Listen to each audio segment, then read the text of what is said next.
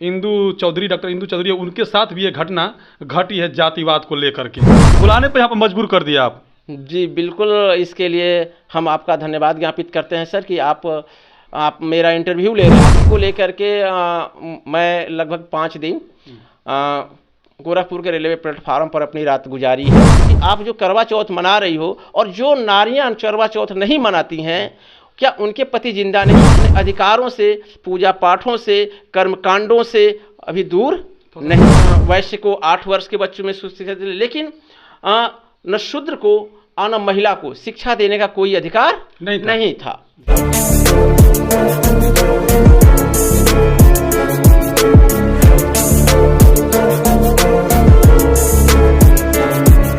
और आप देखना शुरू कर चुके बदलते भारत। मेरी कोशिश रहती है कि आज दिन कहीं से एक नई तस्वीर लेके आऊं, जिसमें आज मैं गाजीपुर जिला के जमनिया के फुफुआ गांव में मौजूद हूं, जहां पे एक ऐसे राइटर से मिलने जा रहा हूं।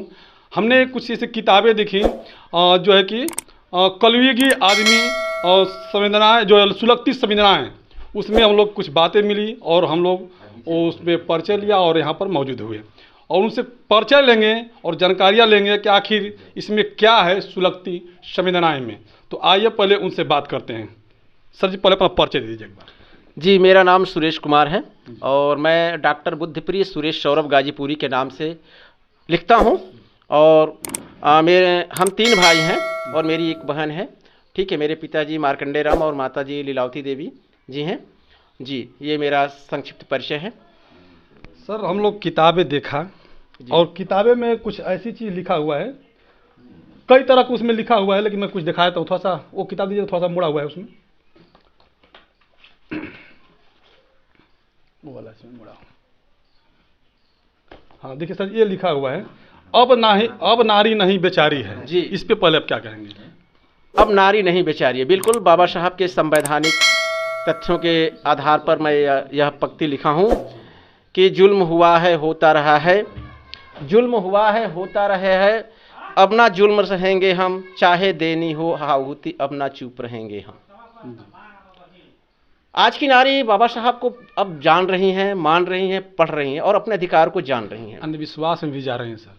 जी, लेकिन जो जहाँ पर बाबा साहब का संविधान नहीं पहुँच पा रहा है, लोग कहते हैं कि समझाने पर नहीं समझ रही हैं। मैं कहता हूँ कि उनको बाबा साहब का संविधान पढ़ाएं, पेरियार ललित स्वामी को पढ़ाएं, पेरियार जी को पढ़ाएं, ललित जी को पढ़ाएं, तमाम बहुजन नायक को पढ़ाएं, तो वास्तव में उनके घर की नारियां शिक्षित अगर रहेंगी तो निश्चित रूप से उनका बदलाव हो जाएगा। सर, हो सकता है कि शेड्यूल कास्ट के लोग अनपढ़ होंगे, लेकिन ओबीसी समाज के लोग पढ़े लिखे हैं, अपर कास्ट के लोग पढ़े लिखे हैं, तो क्या उनके लिए भी ये संविधान ऐसी है? देखिए, संविधान सबके लिए है, चाहे किसी भी समाज की नारी हो। अगर हम उत्तर वैदिक काल में झांकते हैं तो सर देखते हैं, सवाल थोड़ा सा आपका मैं थोड़ा सा बड़ा जवाब दूंगा कि उत्तर वैदिक काल में यदि हम झांकते हैं तो देखते हैं कि वहाँ पे शिक्षा को कई रूपों में बांट दिया जाता है कि ब्राह्मण वर्ग के बच्चों को 4 वर्ष में शिक्षा दी जाती है, वहीं पे क्षत्रिय को 6 वर्ष में शुद्ध कैटेगरी से आ रहे हैं, बहुत ही कम लोग देखने को मिलते हैं इसमें। देखिए, मेरी कैटेगरी मानव की कैटेगरी है, मैं किसी जाति में भरोसा विश्वास नहीं करता। वैश्य को 8 वर्ष के बच्चों में शिक्षा दे, लेकिन न शूद्र को और न महिला को शिक्षा देने का कोई अधिकार नहीं था। तो कहीं न कहीं जो परंपराएं उस समय चलती चली आ रही थी, आज भी किसी न किसी तरह हमारे घरों में समाहित हैं। इसलिए आज की नारी भले ही किताबी ज्ञान ले रही हैं, लेकिन अपने अधिकारों से, पूजा पाठों से, कर्मकांडों से अभी दूर नहीं है।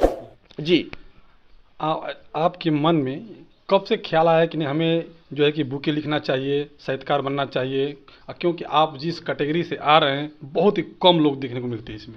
देखिए, मेरी कैटेगरी मानव की कैटेगरी है, मैं किसी जाति में भरोसा विश्वास नहीं करता। यह आपका निरर्थक प्रश्न है कि आप जिस कैटेगरी से आ रहे हैं। हम एक लेखक हैं और लेखक मानव की बिरादरी में होता है। तो जहाँ तक बात है कि हमने कब से लिखना प्रारंभ किया, तो यह मेरे स्टूडेंट लाइफ से ही, मैं कक्षा 8वीं से ही लिखना प्रारंभ किया।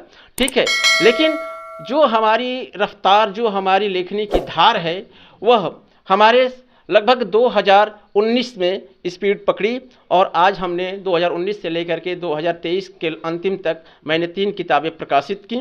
ठीक है, अभी भी भविष्य में बहुत सारी किताबें आप सबको पढ़ने को मिलेंगी। जी 3 किताबें थोड़ा सा उनको मैं दिखा देता हूँ। ये देखिए, एक है जो है कि कलयुगी आदमी, दूसरा आपको मैं बताया पहले भी कि इसको मैं पढ़ रहा हूँ, जो सुलगती संवेदनाएं, और तीसरा एक है स्वतंत्र लेखनी की ललकार सुनो। आपने इसमें बहुत सारे लिखे हैं, इसमें जी वोट के इलेक्शन के बारे में भी लिखे हैं आप, कि जो दलित के बस्ती में जाते हैं, यानी दलित का शब्द इस्तेमाल नहीं किया, लेकिन उसमें भी आपने जिक्र किया है वोट को लेकर के, कि नेता आते हैं और चले जाते हैं वाले। इस पर क्या कहेंगे आप? क्योंकि देखिए अभी समय हर एक पार्टी के लिए, कोई भी पार्टी बनाती है तो वो जरूर चुनाव के दौरान गलियों में घूमते हैं, चाहे कोई हारे या जीते। जी देखिए, नेताजी का काम है आना, अपना प्रचार करना, लेकिन जो ढाढ़स बनाकर चले जाते हैं कि मुझे आप जिताइए, मैं 5 वर्ष तक आपकी सेवा करूंगा, शिक्षा के क्षेत्र में, चिकित्सा के क्षेत्र में, और मतलब जो भी हमारी योजनाएं हैं उनसे हम आपको लाभान्वित करेंगे, आपके क्षेत्र का विकास करेंगे। लेकिन ऐसा अभी कहीं दिखने को हमारे क्षेत्र में नहीं मिल रहा है। इसलिए मैंने क्षेत्रगत बात करते हुए, मतलब क्षेत्रीय परिवेशगत बात करते हुए मैंने इन शब्दों का प्रयोग किया। जी सुरेश सौरभ जी, आप राजनीति का भी पोल खोल रहे हैं, अंधविश्वास का भी पोल खोल रहे हैं, मतलब तमाम तरह के आप जो है कि ये चीज़ पोले खोल रहे हैं। करवा चौथ को लेकर के कविताएं लिखी हैं, उसमें भी आप। जी बिल्कुल, बिल्कुल मैंने लिखा है कि करवा चौथ मनाती सज धज, मैंने लिखा है। तो इसके पीछे मेरा मुख्य तर्क यह है कि मैं उनको सोचने के लिए लिखा हूँ कि आप जो करवा चौथ मना रही हो, और जो नारियां करवा चौथ नहीं मनाती हैं, क्या उनके पति जिंदा नहीं है? या जो माँ व्रत नहीं रखती है करवा चौथ, इसका बच्चे का क्या होता है, जीवित पुत्र का जीवतिया का व्रत नहीं रखती हैं, तो क्या उनके बच्चे नहीं जिंदा हैं? तो मैंने उनको आईना दिखाने के लिए इन सब शब्दों का प्रयोग किया। ये सब ढोंग है, पाखंड है, इनसे हमें दूर रहने की जरूरत है। आप इतने सारे संवेदनाएं के साथ जो है कि आप लड़ रहे हैं, आपके अंदर कैसे जो है कि आने लगा कि नहीं, हमें ये चीज़ आपके अंदर जो सुलगने लगी ये चीज़ कि हमें इसे प्रकाशित करें? जी साहब, कहीं ना कहीं झेला हुआ यथार्थ। कैसे? बहुत सारी संवेदनाएं हैं, बहुत सारे चीज़ हैं जो कि जब मैं हाई स्कूल में था तो मेरी संवेदनाएं आहत हुई एक पंडित जी के द्वारा कि आप फेल हो जाओगे, और तमाम चीज़ें मैं फुट फुट कर रोया था। ठीक है, तो कहीं ना कहीं इस तरह से हमारे अंदर जो आग थी वह आग प्रज्वलित हुई। जी सर, एक बात है कि भारत एक जाति प्रधान देश है और यहाँ पे जातिवाद ज़्यादा चलता है, और मैंने आपकी किताब में देखा कि आप ही के द्वारा, आप ही ने लिखे हैं उसको, कि मेरे साथ ऐसा ऐसा कुछ घटना घटी है गोरखपुर को लेकर के। जी बिल्कुल, जाति को लेकर के मैं लगभग 5 दिन गोरखपुर के रेलवे प्लेटफार्म पर अपनी रात गुजारी है। ठीक है, जहाँ पर मुझे कमरा नहीं मिल रहा था, कमरा मिल भी रहा था तो जब अंत में पैसे देने की बात होती थी, एडवांस देने की बात होती थी, तो लोग कहते थे कि आप किस कैटेगरी से आते हैं। ठीक है, देख लीजिए रजनीश जी किसका फ़ोन आ रहा है। तो कहीं ना कहीं इस बात से मन आहत है सर कि हमारा भारत देश इतना बड़ा है, फिर भी हमारा भारत देश इतना बड़ा है, फिर भी शिक्षित है, फिर भी क्या है, कर्मकांड है, धोखा है, छलावा है, जाति है। ऐसा हमारे भारत का सपना नहीं होना चाहिए जैसा मैंने झेला है। मैंने कुछ नहीं झेला साहब, वो 5 दिन मेरे लिए कुछ नहीं था। बाबा साहब ने तो न जाने कितनी कुर्बानियां दी करके। मैं कहने वाला था कि डॉक्टर B.R. अम्बेडकर जी के साथ भी बहुत घिनौना अपराध किया गया था जातिवाद को लेकर के, और वही बात यहाँ पर बुद्ध प्रिय सुरेश सौरभ जी गाजीपुर जी के पास भी झेलने को मिला है। डॉक्टर इंदू चौधरी, उनके साथ भी ये घटना घटी है जातिवाद को लेकर के।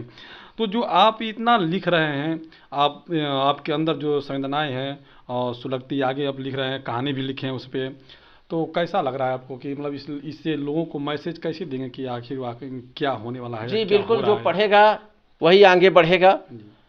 साहित्य में सब कुछ लिखा होता है, बस उसको समझने का तरीका अलग होना चाहिए। बहुत गहरी तरीका से आप लिखे हैं, मतलब कई गो मैं राइटरों को पढ़ा हूँ, लेकिन आपका जो है कि एक अलग तरीका है जो हमको बुलाने पर यहाँ पर मजबूर कर दिया आप। जी बिल्कुल, इसके लिए हम आपका धन्यवाद ज्ञापित करते हैं सर कि आप मेरा इंटरव्यू ले रहे हैं और मेरी किताबों का आपने प्रचार प्रसार कह लीजिए कर रहे हैं या मेरा प्रचार प्रसार कर रहे हैं, लेकिन मैं इस मुद्दे से बिल्कुल मैं ऐसा नहीं करता। आप मेरे यहाँ हैं, आपका स्वागत है जी। एक बार मैं आपसे अपील करूंगा कि थोड़ा सा जो अगर किसी को मंगाना हो जी। तो कैसे मंगाएंगे, ताकि वो लोग देखेंगे हमारे वीडियो तो सोचेंगे कि नहीं मंगाएं, तो कैसे मंगाएंगे इसे?